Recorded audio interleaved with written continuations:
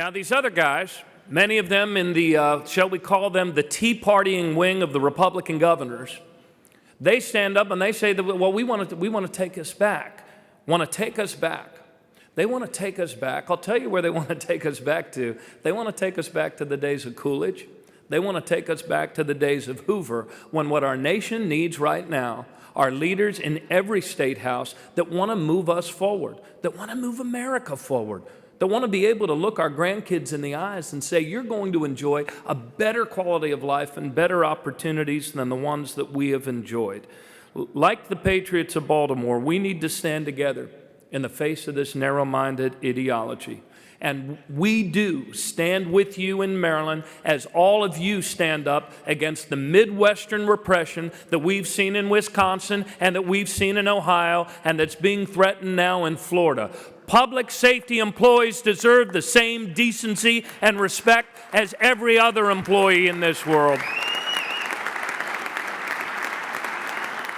I have never known a successful company in the private sector that ever improved performance, improved efficiency, and improved production by waging war against their own employees.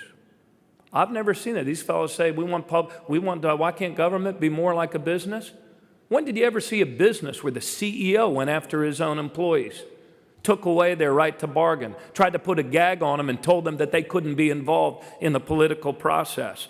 We know, you and I know that public sector employees, whether they are firefighters, whether they are teachers, or whomever, they deserve a seat at the negotiating table. And in fact, the public is best served when labor and management join forces together, not only in times of ease, but especially in the toughest times, to protect the priorities that unite us. They deserve the right to collectively bargain, just as we know that process is used for much more than paychecks and pensions and benefits. We need to be able to hear that voice. We can't improve public safety in these challenging times unless we are all at the table.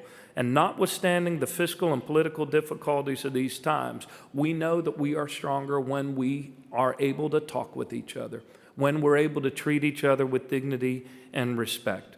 The Tea Partying Republican governors would have us believe, on the contrary, that ending collective bargaining is somehow a fiscal necessity.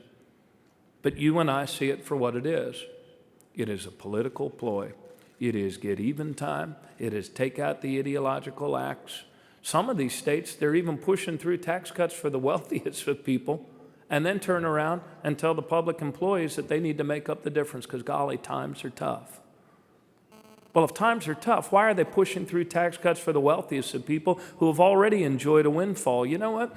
Our federal tax burden right now, in terms of percentage of GDP, is lower than it's been at any time since Harry Truman. And yet the Republican governors would have you believe that they're the only ones in the 50 states that balance their budgets. We all balance our budgets. Some of us do it with showing dignity and respect for the people that are being asked to sacrifice every day and that are asked to be part of the solution. Some of their guys instead have chosen to use this as get even time. In Maryland, we understand the importance of working together with labor. We deal openly, honestly, and with respect.